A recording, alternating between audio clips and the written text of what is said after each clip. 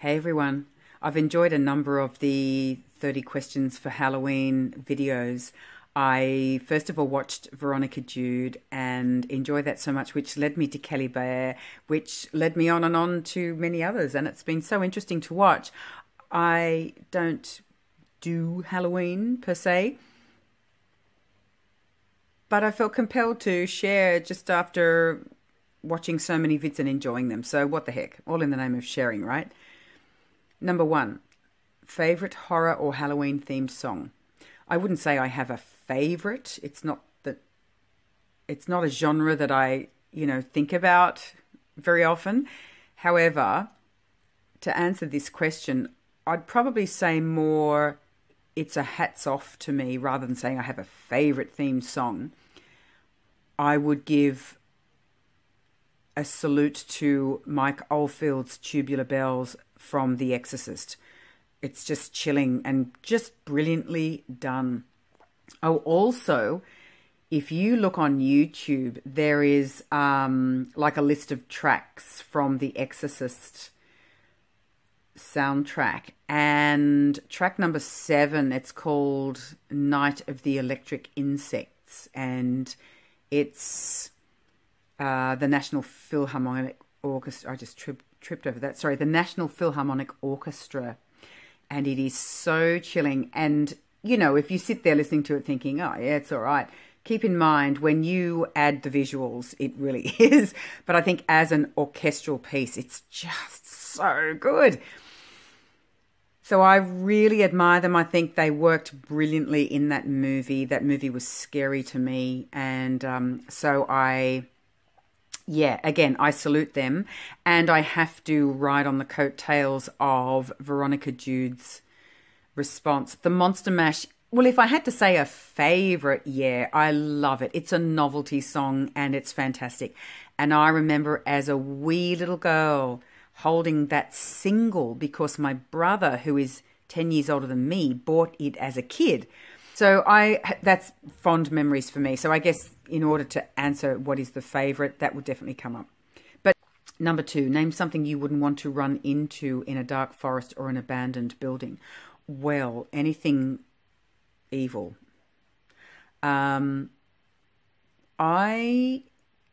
came across the term shadow people some years ago when I was watching that program called The Dead Files. I don't know if you've seen that before.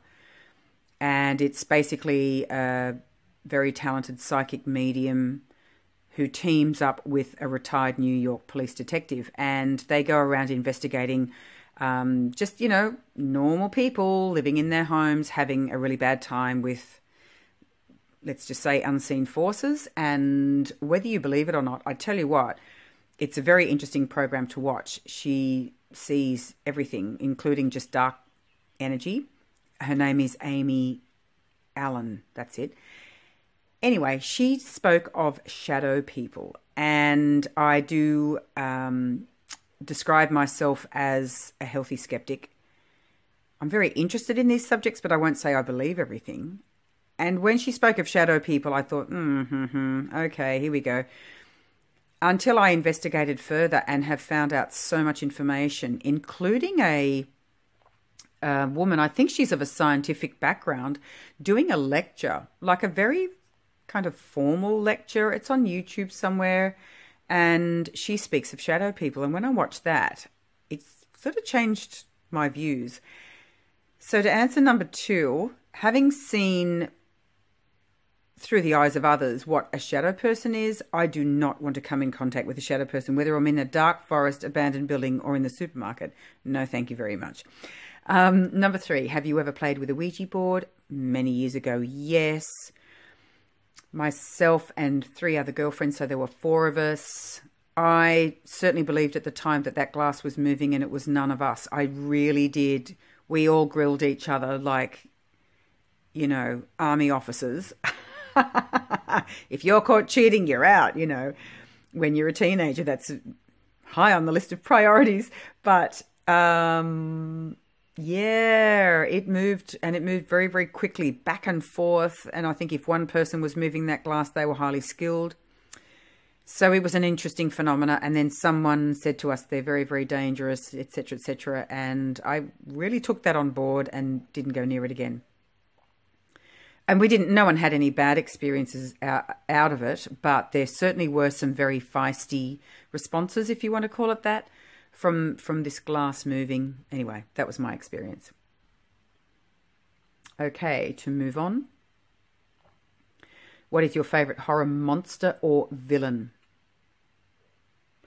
I will second Kelly Bear speaking of the Alien series. I thought Aliens, especially 1 and 2, rocked. That thing was just amazing. Not creepy so much, but I mean, it'd scare the living daylights out of you if you were confronted by it, let's be honest. But just to watch it as a viewer, I just thought it was really thrilling and suspenseful and intriguing in many ways, and ew as well. Really like that. But I think my absolute favourite that really, because I was very young when I saw it, that was, it rattled me quite a lot. That was John Carpenter's The Thing, 1982 release. Wow. Now, by today's standards, you'd say, oh my gosh, you might think it's a bit B-grade laughable, but I still love that movie to this day. It ended up with quite a cult following, and it's the combination of the creativity that they came up with back in, it would have been shot in 81 or maybe 80. And so it was pretty high tech for that time.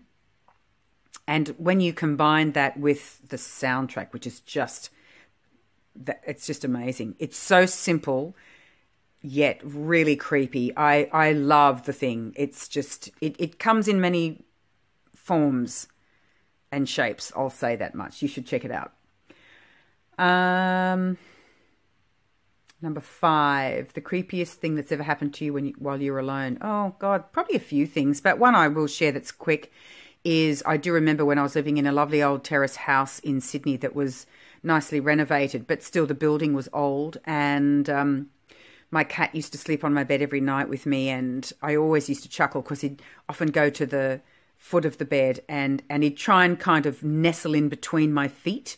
So he'd sort of, shove your ankles apart a little, saying, move over. I want to sleep in between your ankles because it's nice and cozy. And one night I remember feeling this weight, because he was he was about 7 kilos. He was quite a big cat. And I felt this weight at my feet, and it woke me up actually. And I just looked up in the night light. There was a little bit of a glow in my room from the street light outside. So I looked up and I said, oh, Raji. And he raised his head, but he was at my shoulder. And I was like, oh, wow, what's at my feet? I didn't see anything, but I tell you what, I kind of lay there frozen for a little while and the weight remained. It was kind of creepy. Anyway, number 6. If you were dared to spend the night in a haunted house, would you do it? I would do it only if I was with a team of professional, I don't want to say ghost hunters, but you know what I mean, that have equipment that can record. I'd do it for those reasons alone, just to see what evidence comes up when they can record not only with video but with sound. I find that really fascinating. Watching those TV shows that I told you before, there's another one called A Haunting, and it's very, very interesting because they do reenactments, but they also interview the actual occupants of the home so they can tell their story in person. And so some of the teams that investigate, paranormal investigators, finally, the penny dropped. I would do a haunted house if I could spend the night there with teams like that, because some of them are better than others, but they really are very professional. Am I superstitious? I would not describe myself as a superstitious person, no. Number 8, do you ever see figures in your peripheral vision? No, I can't say I do. I am an energy healer. I tend to feel, and I've certainly sensed things, but I can't say I see things. 9, which urban legend scares you the most? I'm not really into urban legends. I can't honestly say I sit there thinking about them. So I'll share one that comes to mind, which the way I look at urban legends is you can sit there talking about them all day. They might intrigue, but don't necessarily scare you. But if it happened to you, well, that's another story. It would be beyond horrific and terrifying. And I do remember one where there were college students, like living in the dorm, and they were both studying very hard, two girls, and one spent a lot of time in the library rather than study in her dorm. And at one point she forgot something, or she had to come back to her room to fetch whatever it was, and she got to the room, opened the door, and the lights were out, and it was evening. She was, really studying hard, so she didn't turn the light on thinking she might wake up her roommate. But she was able to make her way, I guess, the lights kind of shining through from the hallway, whatever. Made her way to her desk, grabbed the stuff, walked back out, closed the door behind her, stayed at the library for another hour or so. And when she came home, she turned the light on only to find her roommate was lying on the floor with her throat slit. Yuck. But they say, the creepiest thing was, that's horrific, a horrid murder, but the creepiest part was there was a message written on the mirror that said, "I bet you're pleased you didn't turn on the light." Ooh. Obviously indicating that the murderer was in the room while she was there. So that's creepy, but, as I say, it's not something I really kind of spend much time thinking about. Do you prefer gore or thrillers? Oh, definitely thrillers. I think the world's gory enough, in certain arenas, so I don't need to watch gore. Do you believe in multiple dimensions or worlds? Oh, yes, I do. Big time, big time. Number 12, ever made a potion of any sort? I think I might have 100 years ago, and I can't remember what it was, so it was a long time ago. Yeah. I have witchy friends, and they're awesome, but I really can't remember now. It was so long. Number 13, do you get scared easily? I would not say easily. I do get scared, depending on the circumstances, but I'm not a scaredy cat or a jumpy person. Have you ever played Bloody Mary? No, I have not. Number 15, do you believe in demons or the devil?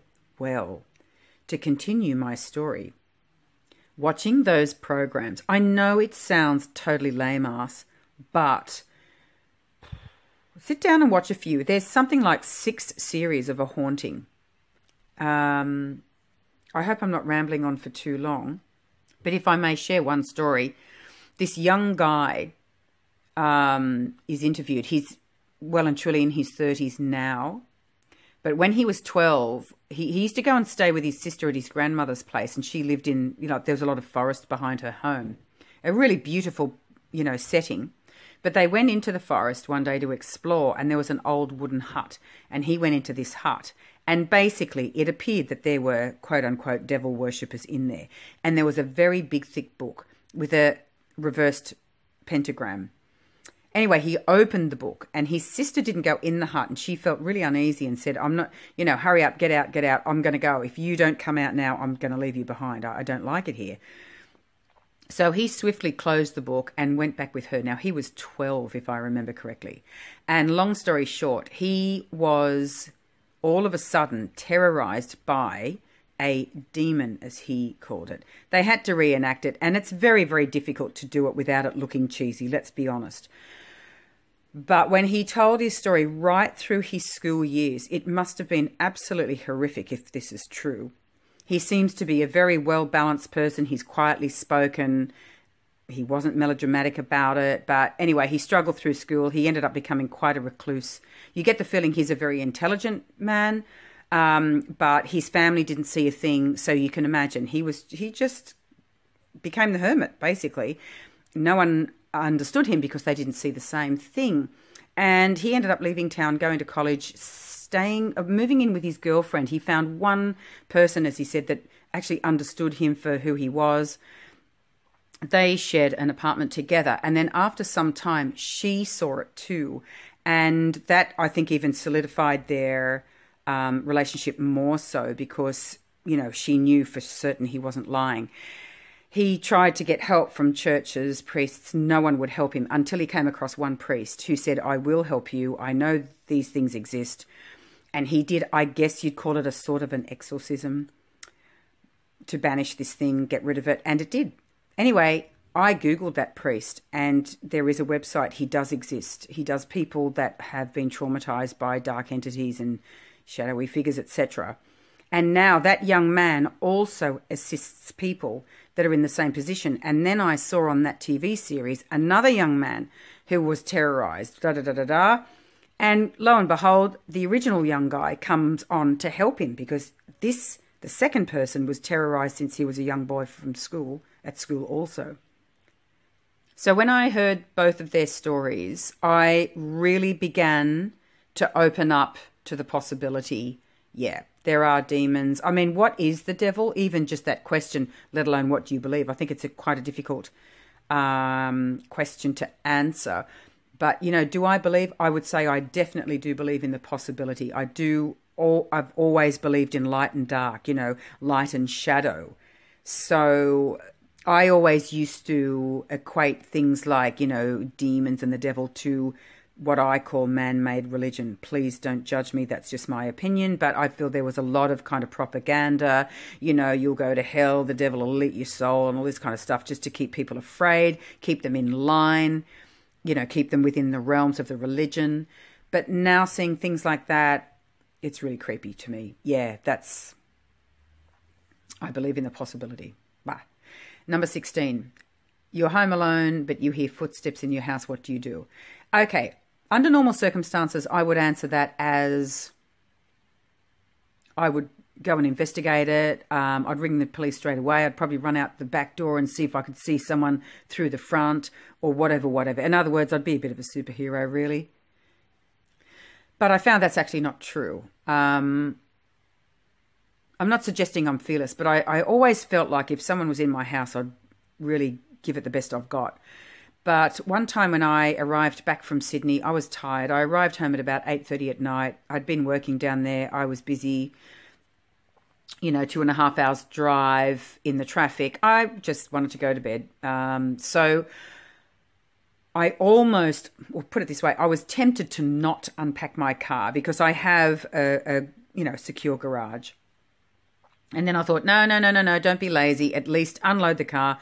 Just put everything inside. So 6 days prior to my trip to Sydney, I replaced my old tilt-a-door garage doors with a fancy new roller door. They're actually called Firmador. Yes, Firmador. And so I was very pleased with that, you know, remote control and all the fancy stuff. So anyway, once I closed the garage door behind my car, there's an internal door into my healing room. And I put everything on the floor in my healing room. Left that room in darkness, obviously. Went into my lounge. I was just watching a little bit of TV while I had a light snack, preparing for sleep. And I happened to go into my healing room to get something, and I saw a torch shining under the door. You know what I did?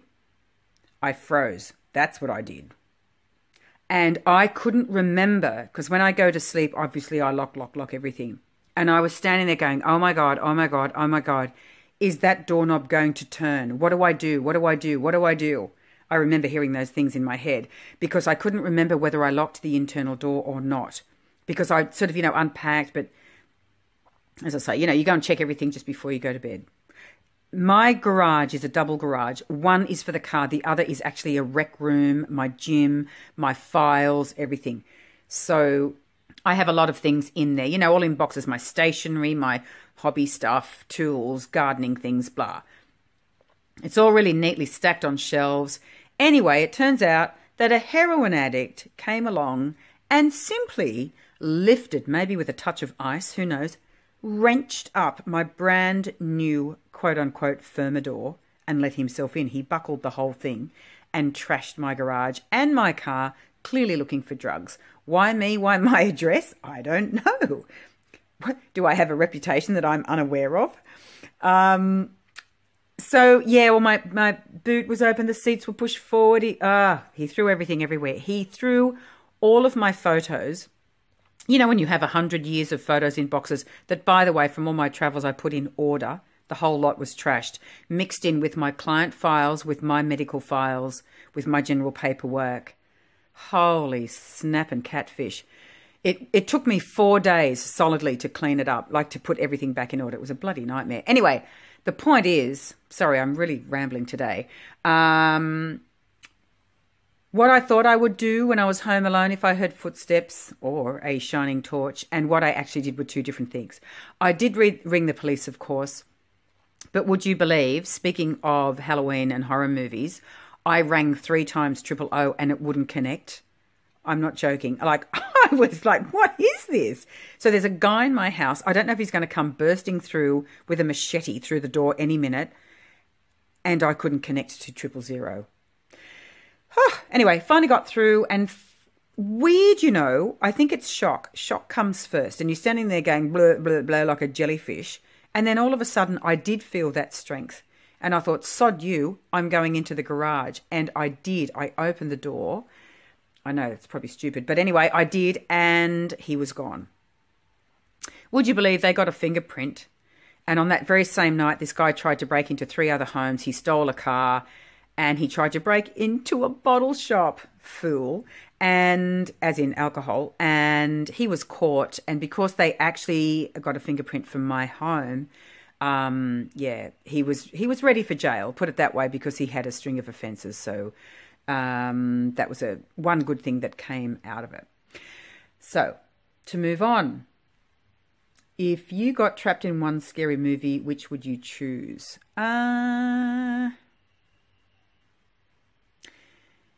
To be honest, I don't really feel the desire to be trapped in any scary movie. I think I'd prefer to be trapped in a parody. I choose Young Frankenstein. Mel Brooks directed and I think wrote. And Gene Wilder, our beloved Gene Wilder, starred. Madeline Kahn, who was brilliant. Marty Feldman. Give me Young Frankenstein. I'll get stuck in that. It was bloody hilarious. Stupidly hilarious, but hilarious nonetheless.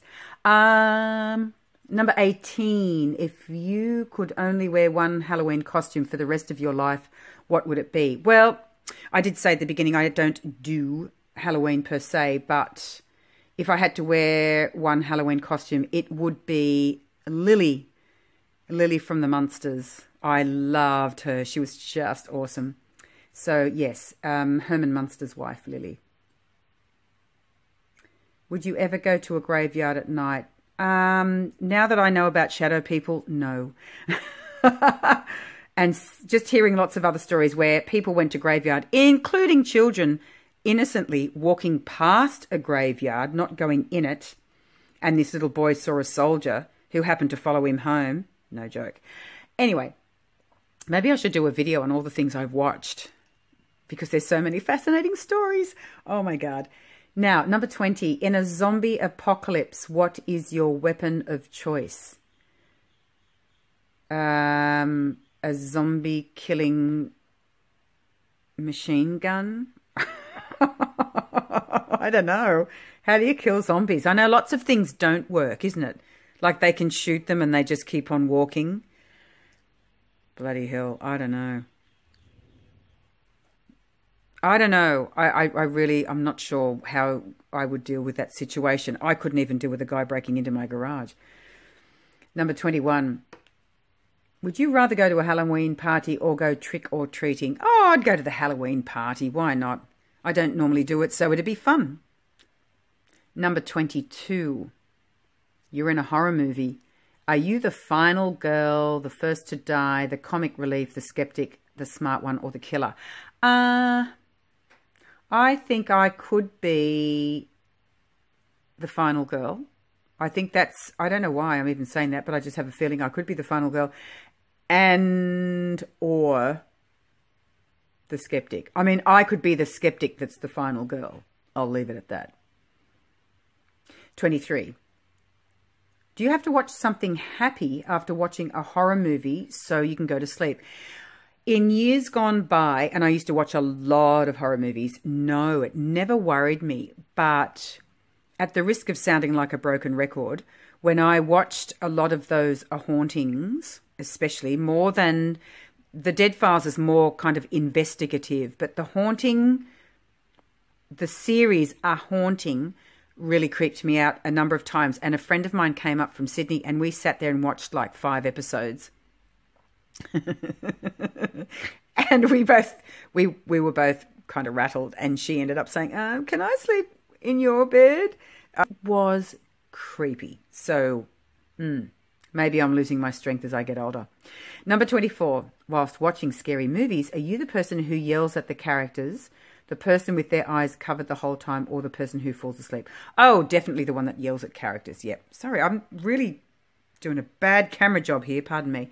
Yeah, yells at the characters for sure. 25. Are you the one who gets scared or the one who does the scaring? I'm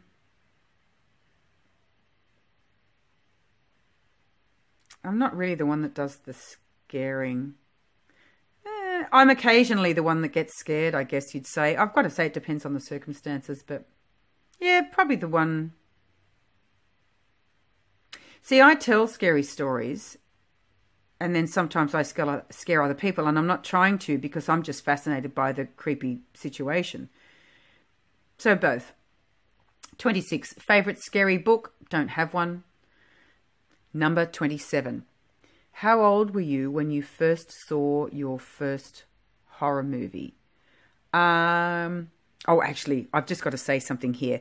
Veronica Jude, thank you for reminding me of Creature Feature. I used to love them. That wasn't a movie. That was a television. I don't know. Did you call it a series?